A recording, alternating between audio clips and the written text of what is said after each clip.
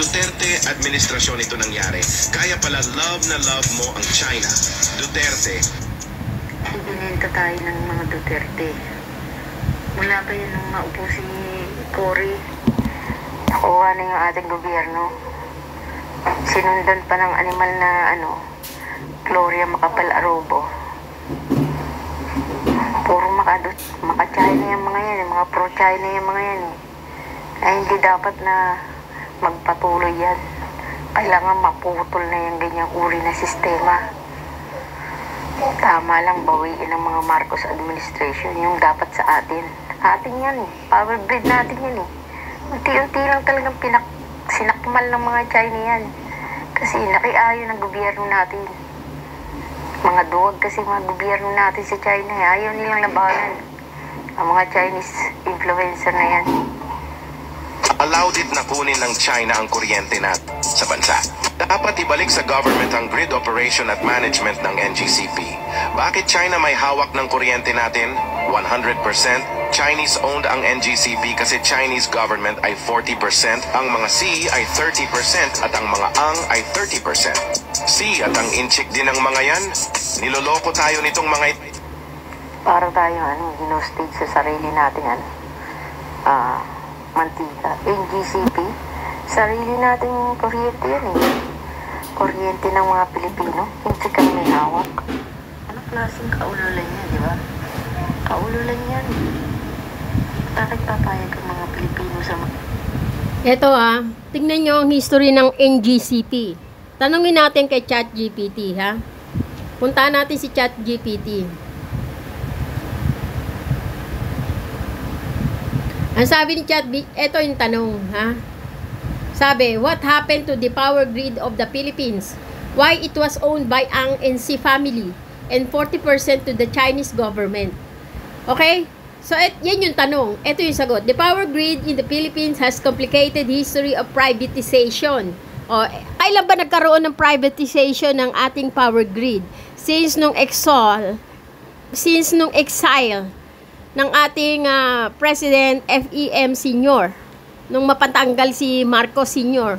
Nagkaroon ng privatization o pinapribado ang ating power grid. Okay? Decomplicated. Corporate ownership and political influence. In 2001, the Philippine government privatized the National Power Grid Corporation or NAPOCOR. So, nung hindi pa napapatalsik si Ferdinand Marcos Sr., ang pangalan ng ating power grid ay NAPOCOR, National Power Grid o National Power Corporation, NAPOCOR. It was owned 100% by the Philippine government through the President of Ferdinand E. Marcos Sr. So, since noong 1986 napatanggal siya, nagkaroon ngayon ng IPIRA. So, ito yung IPIRA. So, the power grid, in 2001, the Philippine government privatized the National Power Corporation, which is NAPOCOR, owned by 100% by the Philippine government, which aimed to improve the power sector by encouraging competition, attracting private investment. So, para lang magkaroon ng attraction ang ating mga business sector, pati yung ating power grid, binenta nila. 'Di ba? Para lang maka-attract daw ng mga businessman. Kaya pati yung ating power grid, sino ang nito? Sino ang utak nito? Sino yung utak ng pagbibenta ng ating National Power Corporations? Hindi kasi magagalaw kung hindi napatanggal si Ferdinand Marcos Sr. Pero nung mapatanggal siya, sino ang pinaka-utak ng EPIRA? Okay, tatanungin natin yan mamaya kay ChatGPT. Which aim to improve the power sector by encouraging competition and attracting private investment. This led to the sale of the government-owned power assets and services, including the operation of the National Power Grid. The company that now operates the National Power Grid is NGCP. So, parang binili ng NGCP yung almost 100% ng ating National Power Corporation. Ang tawag yan ngayon ng company na nasa likod ng National Power Corporation ay National Grid Corporation of the Philippines. It is a joint venture involving the C family, SM Group, SMDI. Yan ang mga company ng mga C. Henry C. o yung mga SM Henry C. Group of Company and the Pangilinan Group MVP with substantial portion of share owned by a Chinese state-owned company called the Grid Corporation of China. Dito na pumasok yung SGCC. So, yung nagbenta ng ating National Power Corporation ay yung EPIRA as part of the Electric Power Industry Reform Act. So, in 2001, the Philippine government privatized the National Power Corporation or NAPOCOR as part of the Electric Power Industry Reform Act. So, EPIRA, which aimed to improve the power sector by encouraging competition and attracting private investment. So, ito ang nagbenta ng ating NAPOCOR. Okay? Itong power grid natin ngayon ay dating NAPOCOR na ibinenta ng EPIRA or Electric Power Industry Reform Act. Pinaprivatize nila. Ginawa nilang pribado. At ang nagbenta ngayon o ang nakabili ng NAPOCOR ay ang National Grid Corporation of the Philippines. Is a joint venture involving the CND, the Pangilinan Group of Company, which substantial portion of share owned by the Chinese state-owned company called State Grid Corporation of the Philippines o SGCC. In 2009, National Grid Corporation of the Philippines was granted a 25-year concession to operate and maintain the transmission network. So, sino yung nag-grant sa NGCP ng 25 years concession? Siyempre, yung EPIRA, National Electric Power EPIRA Electric Power Industry Reform Act. So, yan ang nag-grant. So, ito, here's how the ownership breaks down. State Grid Corporation of China, they hold 40% stake in NGCP. This is due to the Chinese company strategic interest in energy infrastructure and their ability to invest in the Philippine growing energy market. The family control a significant portion of the NGCP through their SM group, contributing to the corporate influence and its role in the country business and political landscape. So, mga Henry C. Group of Company. Pangilinan Group, ito yung sa Meralco. The group through Meralco, a major electric utility, holds another substantial share. The concern regarding Chinese ownership stem from geopolitical tension, with critics pointing to potential risk of Chinese influence over critical infrastructure in the Philippines. However, the Philippine regulator, including the Department of Energy, so isa rin to palang isa rin to nga berdugo, itong Department of Energy. So, sino ang nagpanukala nung EPIRA? At sino yung nag-grant ng 25 years operational sa NGCP? Yan ang mga berdugo na dapat natin balatan ng buhay. Bakit? Sa dinami-dami ng mga business sector, bakit pa sa Chinese industry o sa Chinese company nila ibinenta ang ating National Power Grid Corporation or NAPOCOR? Bakit sa 40% ibinigay pa nila sa Chinese corporation sa dinami-dami ng mga business sa Pilipinas? Bakit ang 40% ay ibinigay pa nila sa National Grid of China, National Grid Corporation ng China? Bakit doon nila ibinigay? 'Di ba? Maaaring tanggapin pa natin yung Henry C. Group of Company na mag-own yan kasi meron talagang company si Henry C. sa Pilipinas, pati yung MVP through Meralco. Pero itong 40%, ano ang validong rason? Bakit sila binigyan ng 40% na magmay-ari ng ating NAPOCOR? Anong business meron ba ang China dito sa atin? Anong validong rason? Ba't ibinenta sa China? Meron bang negosyo ang China dito sa atin?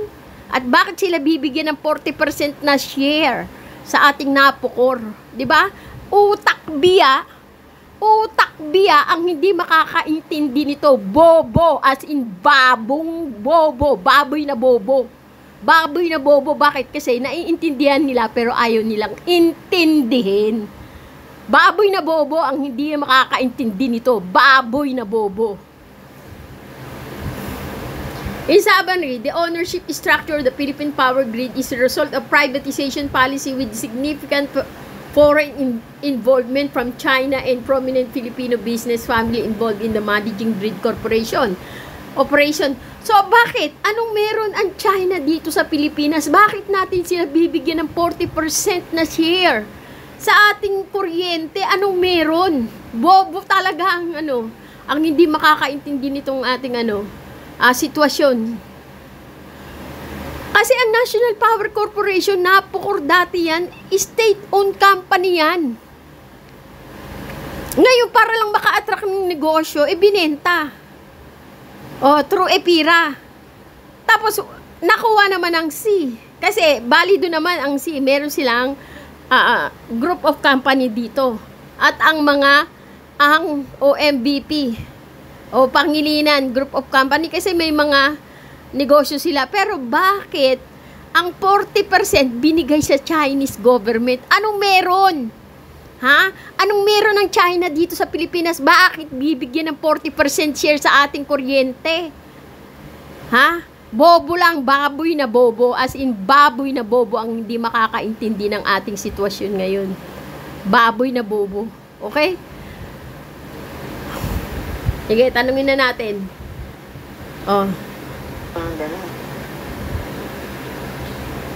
Ginigisa tayo sa yung matigan. Ginigisa tayo. Gising na kayo mga Pilipino. Mga Pilipinong bobo. Di ba? Baboy na bobo. Ang hindi makakaintindi. Dapat kunin ng nangyayari.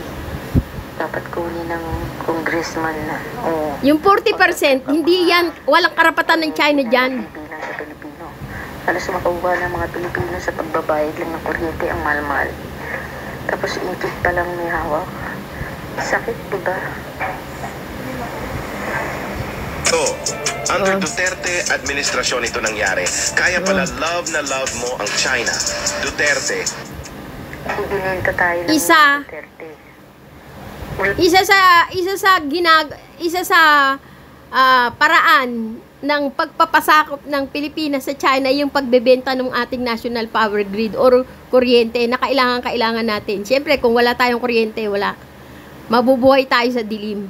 So ito, obvious na tinira tayo ng patalikod ni Duterte. Sinaksak niya mga Pilipino ng patalikod.